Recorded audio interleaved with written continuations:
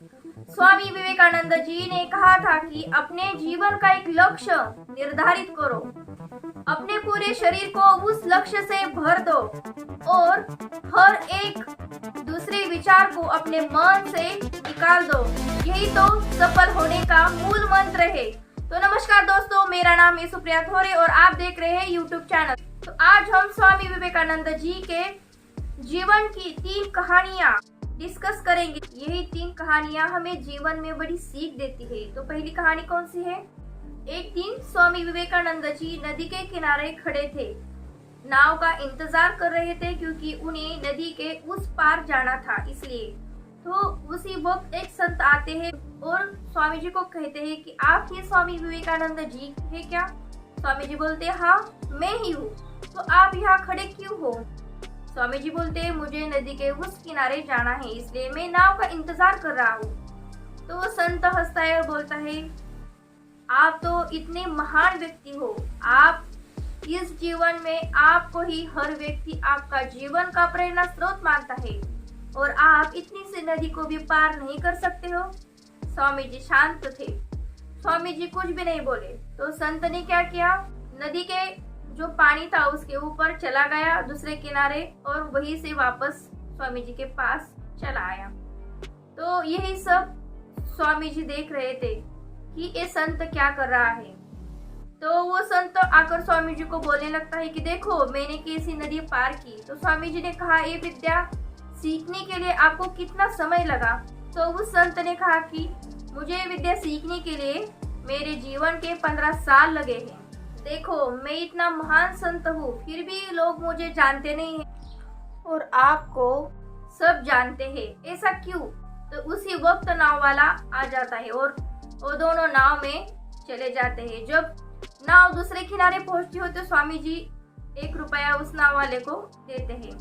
तो संत बोले देखो इतनी सी छोटी सी नदी पार करने के लिए भी तुमने उस नाव वाले को 1 रुपया दिया। तो स्वामी जी मन ही मन मुस्कुराए और कहने लगे कि मैंने उस नाव वाले को 1 रुपया दिया, तुम्हारा 50 और मेरा 50।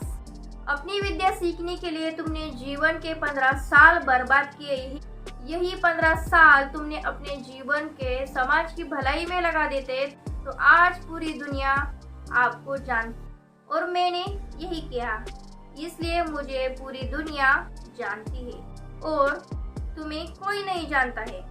स्वामी जी ने कहा कि तुम्हारी ही तरह कई लोग दिन, हफ्ते, कितने महीने, कितने साल काम करने में लगाते हैं जिनका जिंदगी में कोई भी मतलब नहीं होता है। इसलिए अपने टाइम को ऐसी जगह लगा लो उससे एक्चुअल में कोई सेंस निकले, क्योंकि टाइम से बढ़कर इस दुनिया में कोई भी चीज नहीं है। अगर समय बर्बाद तो जिंदगी बर्बाद। तो सेकंड कहानी हम सुनते हैं। यही भी कहानी बड़ी अच्छी है और हमें बहुत बड़ी सीख देती है। तो कौन सी है कहानी? एक दिन स्वामी विवेकानंद जी और उनके गुरुजी रामकृष्ण परमहंस जी एक साथ घूमने के लिए निकलते हैं। तो उन्हें एक युवक दिखता है जो मूर्ति बना रहा होता है। तो वो दोनों उस युवक के पास चले जाते हैं। तो देखते हैं कि वो जो युवक है उस मूर्ति बना रहा होता है, लेकिन उसके पास उस मूर्ति का कोई भी चित्र नहीं होता है, ऐसी कोई भी पेंटिंग नहीं होती है कि उसे देखकर वो उस मूर्ति को साकार करे। तो स्वामी विवेकानंद जी बड़े आश्चर्य हो गए कि ये युवक ऐसी कैसी मूर्ति बना रहा है कि उस मूर्ति की कोई भी इमेज नहीं है, पेंटिंग भी नहीं है और कोई चित्र भी नहीं है। तो स्वामी विवेकानंद जी ने उस युवक से कहा कि तुम कैसी मूर्ति बना रहे हो? उसी का तो यहाँ पे कोई नामो निशान ही नहीं दिख रहा है। तो युवक हंसा और कहने लगा स्वामी ये जो चित्र है एक महाराजा का है और उस महाराजा का जो स्वरूप है वो मेरे मन में साकार है और उसी को मैं मेरे मन में देखकर ये मूर्ति बना रहा हूँ।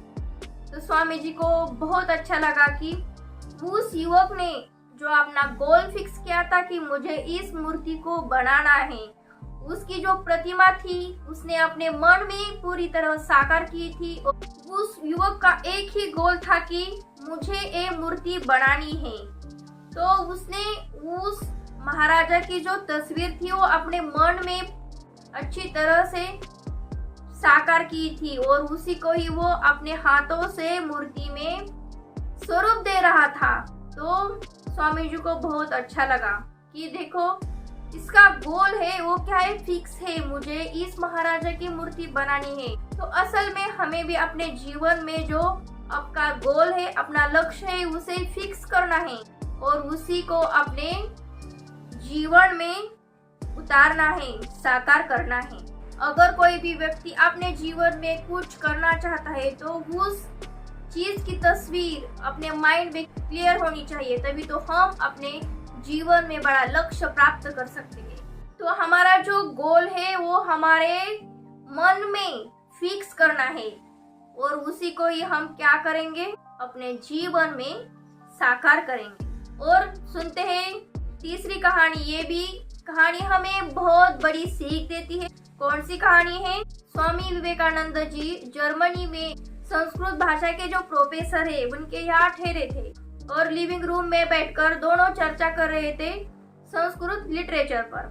उसी समय जो संस्कृत के प्रोफेसर है उन्हें अर्जेंट कॉल आया तो वो वहां से चले गए। स्वामी विवेकानंद जी लिविंग रूम में बैठे थे। उस रूम में सिर्फ किताबें ही किताबें थी। तो स्वामी विवेकानंद जी गए और एक किताब निकाल के लाए और पढ़ने लगे। उस किताब में पोएट्री का कलेक्शन था। उस पोएट्री को पढ़ने में बिजी हो गए। पढ़ने में वो इतने मग्न हो गए कि प्रोफेसर आए और उनके सामने बैठे। बहुत देर हो गई लेकिन स्वामी विवेकानंद जी की नजर प्रोफेसर पर नहीं गई। तो प्रोफेसर को बुरा लगा कि देखो स्वामी विवेकानंद जी मुझे इग्नोर कर रहे हैं, अनदेखा कर रहे हैं, मैं कितने देर से यहाँ पर बैठा हूँ। तो स्वामी विवेकानंद जी ने 1 घंटे में वो किताब पढ़कर खत्म की और वापस वहाँ रख दी और फिर उनकी नजर प्रोफेसर पर गई। तो उन्होंने कहा कि आप कब आए? प्रोफेसर जी ने कहा मैं तो बहुत देर से यहाँ ही बैठा हूँ, आपकी नजर मुझ पर नहीं गई। तो स्वामी विवेकानंद जी कहे मुझे माफ कर देना, मैंने आपको देखा ही नहीं, आप कब आए मुझे पता ही नहीं चला। तो उस प्रोफेसर ने कहा कि आप क्या मेरा मजाक उड़ा रहे हैं क्या? आपने ऐसे कैसे नहीं देखा मुझे, मैं तो 1 घंटे से यहाँ पर भी बैठा हूँ। तो स्वामी जी ने कहा नहीं, मैं पूरे मन लगाकर किताब पढ़ रहा था ना, इसलिए मेरी नजर ही आपके ऊपर नहीं गई। इस बात पर प्रोफेसर को विश्वास नहीं था। तो स्वामी जी ने वो किताब थी वो प्रोफेसर के हाथ में रखी और बोला इस किताब में जो भी है वो मुझे पूछ लो। तो प्रोफेसर हंसे और कहने लगे कि क्या बोल रहे हो आप, ये 200 पन्नों की किताब है और आप सिर्फ 1 ही घंटे में उसे पढ़ रहे थे और आप बोल रहे हैं कि इस किताब में से कोई भी जो क्वेश्चन है आपके मन में वो मुझे पूछो, इसमें सिर्फ कविता का कलेक्शन है। तो स्वामी जी बोले हाँ, यही तो पावर ऑफ कंसंट्रेशन का कमाल है, यही तो पावर ऑफ कंसंट्रेशन है, आप यही तो समझिए। जीवन में एकाग्रचित्त होना बहुत जरूरी है। मैं अपना पूरा ध्यान उस किताब पर लगाकर पढ़ रहा था, इसलिए मुझे वो किताब पूरी तरह याद है। जो भी उस किताब में था, कविता का कलेक्शन था, वो मुझे पूरी तरह याद। तो यही कहानी हमें बहुत बड़ी सीख देती है कि हम जो भी काम कर रहे होते हैं, पढ़ रहे होते हैं, खेल रहे होते हैं, हमारा जो भी बिजनेस है उसे रन कर रहे होते हैं, कुछ अदर एक्टिविटीज कर रहे होते हैं, तो जो भी हम काम कर रहे होते हैं उस काम को हमें पूरे मन से करना है। अगर आप उस मोमेंट पे नहीं है, आपका पूरा कंसंट्रेशन उस चीज पर नहीं है तो आपका जो भी काम है वो 100% नहीं होगा और आपको उस काम से 100% एक्सपेक्टेशन भी नहीं रखनी है, क्योंकि जो भी हम काम कर रहे हैं पूरे कंसंट्रेशन के साथ करना है। क्योंकि आजकल लोगों में 90% कंसंट्रेशन नहीं होता है। जो भी हम काम कर रहे होते हैं उस काम पर ध्यान ही नहीं होता है और ऐसे एक्सपेक्ट करते हैं कि मुझे एक चीज चाहिए, तो ऐसा नहीं होता है। जो भी हम काम कर रहे होते हैं वो पूरे कंसंट्रेशन के साथ करना होता है।